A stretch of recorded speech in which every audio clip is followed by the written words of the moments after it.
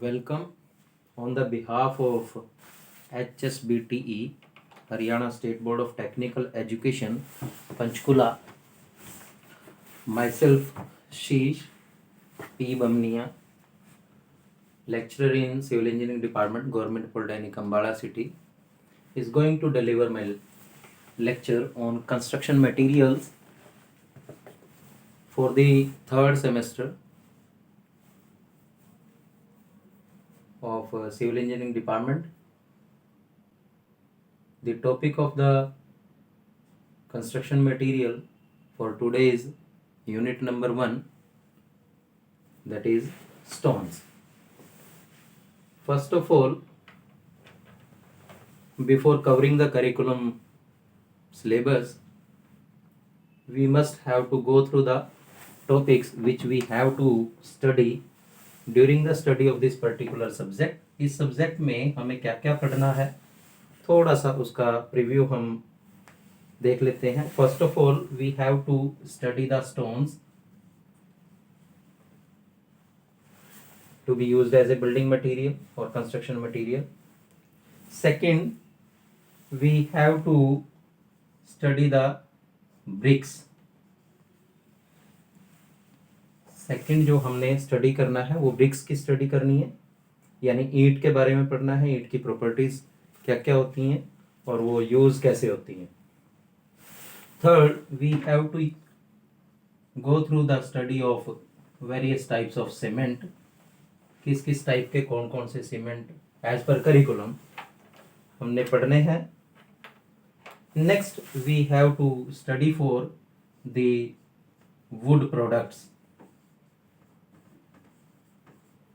Means we have to use the timber as a construction material or the engineering material to be used as a construction material, and wood based products, timber based products. Then paints, varnishes we have to study about the paints and varnishes. Then metals, some metals and non-metals are there. Metals or non-metals to be used as a construction material or a building material. At last, as per curriculum, we have to go through some miscellaneous type of materials such as POP, waterproofing materials. These we have to study as per curriculum of HSBTE, Haryana State Board of Technical Education, Panchkula, designed for the subject of construction material for the third semester. Now, as per this unit number 1, we have to study the stones. First of all, before going into the study, we must know about the two words by the combination of which the third semester subject known as construction material is taken. First word is construction. The first word is construction. Construction means something is to be built up. कुछ बनाना, construct करना. In case of the human beings, construction in terms of their shelter. Construction in terms of their shelter means जहां वो आदमी रह सके, human beings रह सके. Such as their houses, अपने लिए घर बनाते हैं. Public buildings such as railway stations, such as bus stand and other such buildings also. Then the word is material, means the shelter which is to be constructed by which material, यानी किस material का बना होगा. We are studying this. So within the curriculum subject we will study about this. Hence the materials which are to be used for the construction of a building or the engineering structures such as civil engineering structures, then those materials are to be known as construction materials. उनको हम बोलते हैं construction materials. Under this, the first topic is stones. Now stone is a piece or block. Stone is a piece or block which is a basic material from rocks. यानी चट्टानों से हमें जो natural form में material मिल रहा है, जिसको हम रॉक मटेरियल बोलते हैं, that is to be known as stones. Stones are derived from, यानी हमें स्टोन कहां से मिलते हैं? From the crest of the earth. This is outermost part of the earth's surface is to be known as crust, and crust is from the top of the earth towards the center of the earth. It is the material which is derived from top up to 20 kilometer or 100 kilometers inside the earth. It means कि crust का वो ऊपर से लेकर के core की तरफ जब हम जा रहे हैं, यानी 0 किलोमीटर से 100 किलोमीटर तक हमें कुछ मटेरियल्स, कुछ मिनरल्स मिलते हैं. उन मिनरल्स को हम जब वो रॉक फॉर्म में हमें मिलेंगे, then they are to be termed as the stones. जो सबसे पुरानी कंस्ट्रक्शन जो हमारी मानी जाती है, सबसे पुराना कंस्ट्रक्शन मटेरियल जो हम यूज करते हैं, that is stones. It means ancient material. It is the ancient material which is used for construction as a engineering material. These are used in different types of forts. Different temples have been constructed with the use of stones. For example, the Taj in Agra. The Taj in Agra. In Delhi, there is a number of structures, there is a number of buildings which have been constructed through the use of stones. First, Red Fort, Lal Qila जिसे आप बोलते हैं, लाल किला बनाने के लिए हमने जो है स्टोन्स को यूज किया है. Parliament house is constructed through the use of the stones. Rashtrapati Bhavan, Jama Masjid, these are the examples of the buildings, various buildings which have been constructed with the use of the various types of stones. हम इसको बाद में पढ़ेंगे कि कहाँ पर कौन सी building में किस टाइप का स्टोन हमने यूज किया है. Nowadays, it means now we have modified this stone. Although stone can be used in its natural form or in modified form, दोनों फॉर्म में यूज हो सकता है. When we have to use nowadays in the natural form or as modified form, then it is to be known as material of construction or material of our intent purpose or our use.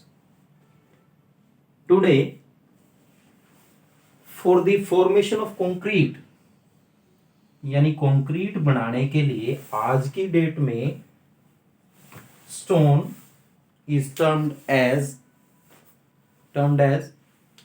a construction material. Basic construction material हम इसको बोलते हैं. और today means आज की date में concrete से सब कुछ बन रहा है. हर बिल्डिंग में हम कंक्रीट यूज करते हैं. तो कंक्रीट के लिए भी जो स्टोन्स हैं, they are the basic material. और हम उन स्टोन्स को नेचुरल फॉर्म या उनकी मॉडिफाइड फॉर्म में as a building material, as a building stones use करते हैं. When natural material of construction is obtained from rock, यानी ये जो क्रस्ट था यहाँ पर जो रॉक्स अवेलेबल हैं, जब ये मटेरियल ऑफ कंस्ट्रक्शन इस रॉक से हम डायरेक्ट लेते हैं, then it is to be known as stone. And when these stones are to be used for the construction of engineering structures, then they are to be known as building stones. इसका meaning क्या है कि जब हम natural material use करते हैं construction के लिए और वो हमें रॉक से मिले, यानी अर्थ क्रस्ट से मिल रहे हैं या फिर downward in the earth structure, तब उसको हमने स्टोन बोला. और जब भी इस स्टोन को हमने इंजीनियरिंग पॉइंट ऑफ व्यू और इंजीनियरिंग स्ट्रक्चर्स की फॉर्मेशन को बनाने के लिए यूज किया, then they are to be known as the engineering material such as stones. या इंजीनियरिंग स्ट्रक्चर्स के लिए जब हम उसको यूज करते हैं, then it is to be known as building stones. Then it is to be known as building stones. Now we have to study about the various requirements of a good building stone. It means कि हमने ये तो decide कर लिया कि हमारा जो engineering structure होगा, जो हमारा बिल्डिंग स्ट्रक्चर होगा, इंजीनियरिंग स्ट्रक्चर और जो बिल्डिंग स्ट्रक्चर होगा, उस स्ट्रक्चर को बनाने के लिए we are going to use the stones. But before the use of any type of stone, before deciding the various types of stones available in the market which is to be used, यानी कौन सा हमें use करना है, उसके लिए certain requirements are there which is to be followed or which is to be taken care of, जिनको हमें ध्यान में रखना पड़ेगा कि जब हम उस स्टोन को as a building material use करें तो वो कौन कौन सी रिक्वायरमेंट्स होंगी. The first one is crushing strength. Crushing strength means, पहली रिक्वायरमेंट है क्रशिंग स्ट्रेंथ. क्रशिंग स्ट्रेंथ का सबसे पहले हम देख लें कि क्या होगा, then we are going through the study. Whenever we have a material or sample, we are going for the forces opposite to each other on this material. This is in downward direction A, this is in upward direction B. It means कि हमारा point B है, ये point A है. Point A और B के बीच में हमने stones को रखा. क्रशिंग स्ट्रेंथ की बात मैं कर रहा हूं. ए को डाउनवर्ड डायरेक्शन दी, बी को अपवर्ड डायरेक्शन दी. It means they are opposing each other. This type of forces are to be known as compressive forces, and the stresses developed through these type of forces is to be known as compressive stresses. और जब इस type से हम उसको compress करते हैं, then it is to be known as crushing strength. तो इस केस में या कोई भी स्टोन जब आप उसको यूज करना चाहें एज ए बिल्डिंग मटेरियल, उसकी जो स्ट्रेंथ की रिक्वायरमेंट है दैट इज 100 न्यूटन पर मिलीमीटर स्क्वायर. यानी crushing strength should not B less then 100 Newton per millimeter square when loading of the structure is there, means withstand the load of the superstructure. This is the primary requirement in case of crushing strength. Then second is appearance. appearance में दिखता कैसा है, stone देखने में कैसा लग रहा है. फर्स्ट वी ऑलवेज वांट, हम हमेशा चाहते हैं कि उसकी अपीयरेंस जो है, स्टोन की कोई भी अपीयरेंस है, वो यूनिफॉर्म हो, उसका कलर यूनिफॉर्म रहे. The appearance should be free from clay holes, यानी उसमें कहीं भी कोई भी मिट्टी के कण नहीं आने चाहिए अपीयरेंस में. सेकेंडली यूनिफॉर्म कलर तो है, आज आपने यूज कर लिया, you are using the building stones or the stones as a building structure or the formation of the building. आज की डेट में तो उसका कलर अच्छा है, बट वी ऑलवेज वांट कि with the duration of time the colour should never fade, colour fade नहीं होना चाहिए. Then next is durability. Durability means कि जिस बिल्डिंग को बनाने के लिए आपने ये स्ट्रक्चर बनाया, इस स्ट्रक्चर को बनाने के लिए आपने जो बिल्डिंग स्टोन यूज किया, that should resist the effect of weathering agencies. Weathering agency means wind effect, rain effect, heat and cold. Bar bar temperature change हो रहा है, temperature is increasing, temperature is decreasing. Sunlight, that is also affecting. Then we are using the durability, or in case of durability the stone must have to resist the effect of weathering agencies. It means जब उसमें change हो रहा है, wind या rain हो रही है या हीट और कोल्ड हो रहा है, उसके साथ उसकी यूनिफॉर्मिटी इन अपीयरेंस बनी रहे, उसकी क्रशिंग स्ट्रेंथ में कोई दिक्कत ना आए. इट मीन्स उसकी properties that should remain same. Then next is resistance to abrasion. What is the meaning of abrasion first of all. उसके बाद हमें वो चीज देखनी है कि ये प्रॉपर्टी क्या है. First of all we must understand about the abrasion. What do you mean by abrasion. Abrasion एक बहुत अच्छी प्रॉपर्टी जो है वो मानी जाती है स्टोन्स के केस में.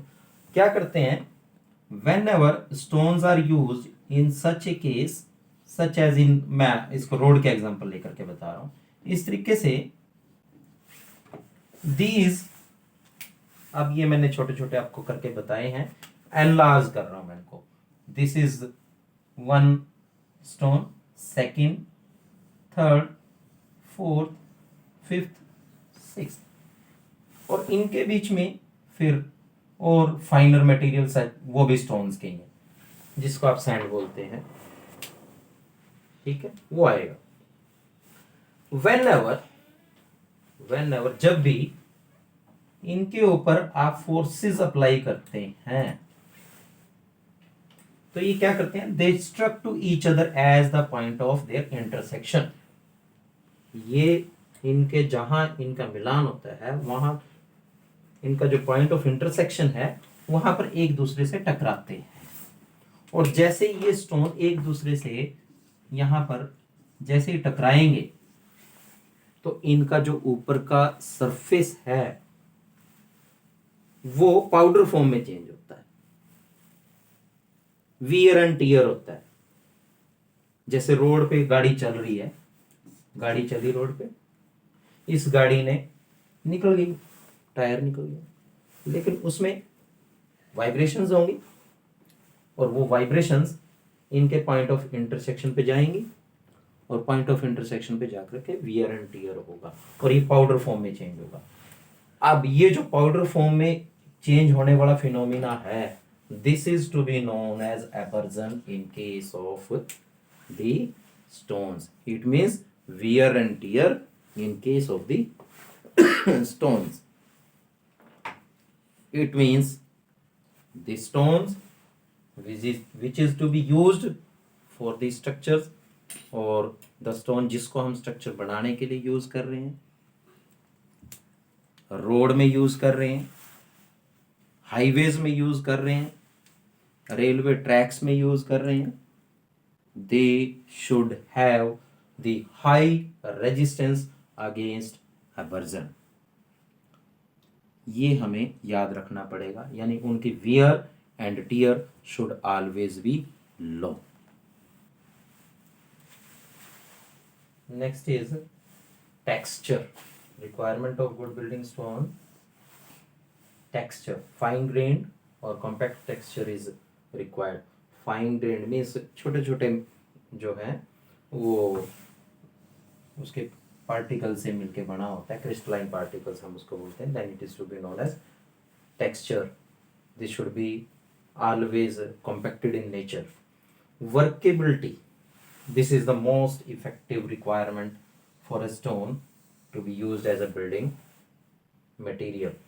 Workability, easily and economically dressed. It means workability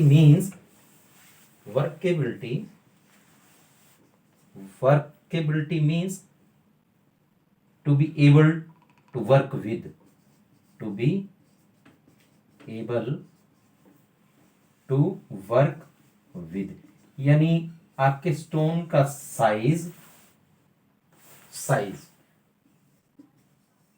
wait, that should be of such enough, वो इतना होना चाहिए कि हम उससे इजिली हैंडल कर सकें, उसे इजिली उठा सकें.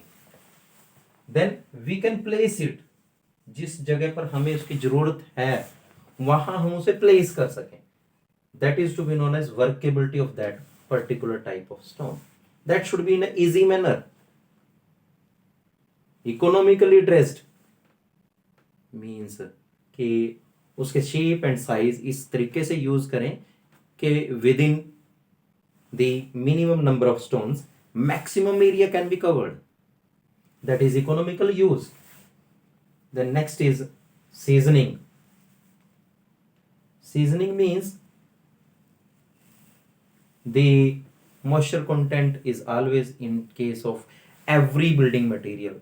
So in case of stones, the presence of moisture makes the stone as soft, but we do not want the stone to be soft.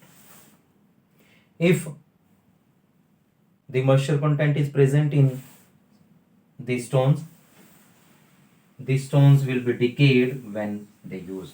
यानी वो धीरे धीरे डिके होंगे, वो सॉफ्ट हो जाएंगे. इसलिए उनकी सीजनिंग भी जरूरी है. सीजनिंग मीन्स हम उसको रॉक से निकाल करके, जहां से हम जिस भी रॉक से हमने स्टोन्स को जो है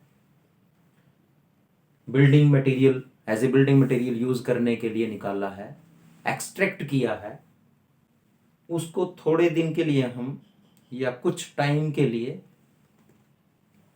नेचुरल जो कंडीशंस हैं उन कंडीशंस में रख देते हैं, और उन नेचुरल कंडीशंस में जो भी मॉइस्चर और any type of other phenomena जो भी होगा वो सीजनड हो जाएगा आपका मटेरियल.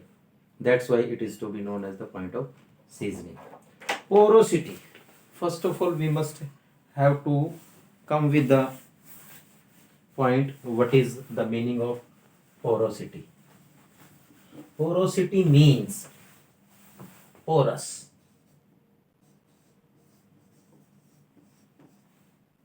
पोरस का मीनिंग है कि कोई ऐसा मटेरियल या मेम्ब्रेन जिसके बीच में से जो वाटर है वो सीप कर जाए, यानी ड्रेन हो जाए. जितना ज्यादा ड्रेन होगा उतना ज्यादा पोरस होगा। अगर मटेरियल वाटर ड्रेन नहीं हो रहा है या इनफिल्टर नहीं हो रहा है, देन वो मटेरियल इम्परवियस होगा, इम्परवियस मटेरियल। इट मीन्स हम कभी नहीं चाहते, वी नेवर वांट कि हमने जो अपनी बिल्डिंग बनाने के लिए, ये मैंने अपना रूम बनाया है, अपना घर बनाया है, इसके फर्श बनाने के लिए हमने ये जो स्टोन यूज किया है, हम कभी नहीं चाहते कि इसमें अगर पानी गिर जाए तो वो उस स्टोन के बीच में से पार होकर के नीचे जमीन में जाए। No, we always drain it off, वो ड्रेनेज की तरफ जाए। तो porosity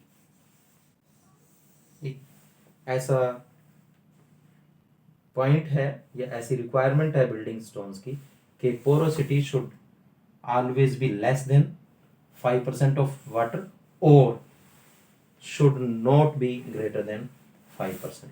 if it increases up to, अगर पोरोसिटी 10% या उससे ज्यादा हो जाती है किसी भी टाइप के स्टोन में, देन वी डायरेक्टली रिजेक्टेड, हम इसको रिजेक्ट कर सकते हैं। एंड इट शुड बी, और उसको रिजेक्ट कर भी देना चाहिए। Then specific gravity should be 2.7 or more than that. Now at last, resistant to fire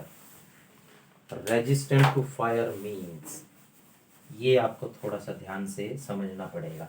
अगर हमने अपनी बिल्डिंग को बनाने के लिए, स्ट्रक्चर को बनाने के लिए कोई स्टोन यूज किया,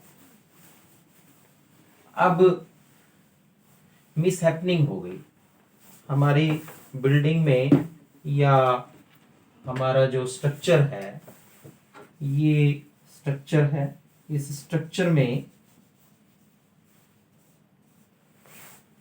आग लग गई, fire, it is fired now by natural, कुछ भी हुआ बिल्डिंग में, किन्हीं भी कारणों से आग लगी, लेकिन बिल्डिंग को आग लगी। इसको बनाने में हमने पत्थर को यूज किया है, या हमने जो है जो से वॉल्स भी हमारी अगर हमने स्टोन की बनाई है, या हमने क्लैडिंग की है, दीवारों पे हम वर्टिकल पत्थर जो लगा देते हैं, स्टोन्स क्लैडिंग बोलते हैं उसको, वो लगा देते। जब भी फायर होगी, यानी इस बिल्डिंग में आग लगी है, तो इसका टेम्परेचर राइज होगा, इसका टेम्परेचर राइज होगा, इंक्रीज होगा। और जैसे टेम्परेचर राइज होगा तो हर मटेरियल का, each and every material in the universe have a certain temperature limits, जहां तक वो अपनी नेचुरल स्टेट है वहां तक स्टैंड करेगा। अगर वो टेम्परेचर उस मटेरियल को उससे ज्यादा दे दिया जाए, तब वो मटेरियल मोल्टन स्टेट में आना स्टार्ट हो जाएगा, यानी क्या हो जाएगा, पिघलना स्टार्ट हो जाएगा। इसीलिए हम हमेशा ये चाहते हैं कि जो भी स्टोन हमने इस बिल्डिंग को बनाने के लिए यूज किया है, आग लगने की स्थिति में मैक्सिमम टेम्परेचर को बियर कर सके। ऐसा नहीं है कि टेम्परेचर, आग लगी, टेम्परेचर 500 डिग्री सेंटीग्रेड तक चला गया बिल्डिंग में और हमारा पत्थर पिघल गया, उससे क्या होगा, पूरी की पूरी बिल्डिंग कोलैप्स हो जाएगी, गिर जाएगा। It means we always want, हम जो ईंट यूज कर रहे हैं, आगे आपको पढ़ाया जाएगा कि उसके टेम्परेचर जो है वो कितना होगा। किलन टेम्परेचर भी हम अभी पढ़ेंगे कि हमने जब ईंट पकाई है, भट्ठे में ईंट पका रहे हैं, उसको कितने टेम्परेचर पे हमें लेकर के जाना, मैं आपको वही बताऊंगा, अभी नहीं बता रहा हूं आपको मैं। अब देखिए, अगर हम स्टोन यूज कर रहे हैं तो हमें उसका रेजिस्टेंस तो चाहिए अगेंस्ट फायर। पता चला 200 डिग्री सेंटीग्रेड तो टेम्परेचर हुआ आग लगने के कारण, और पूरी की पूरी बिल्डिंग कोलैप्स हो गई। और कोलैप्स होने का कारण बाद में इन्वेस्टिगेट हुआ, क्या पता चला कि आपने जो पत्थर लगाया था वो तो स्टैंड ही नहीं कर पाया। That's why the good building stone must have the resistance against fire. Thank you. Now you are requested, आपको ये मैं बता रहा हूं कि it is on the behalf of HSBT Panchkula. ये जो लेक्चर है ये आपको YouTube चैनल पे, पंचकुला की वेबसाइट पे मिलेगा HSBT, or as well as on my self channel also. You can subscribe it, you can like it, और आपकी अगर कोई queries हैं, you can inbox me. Thank you.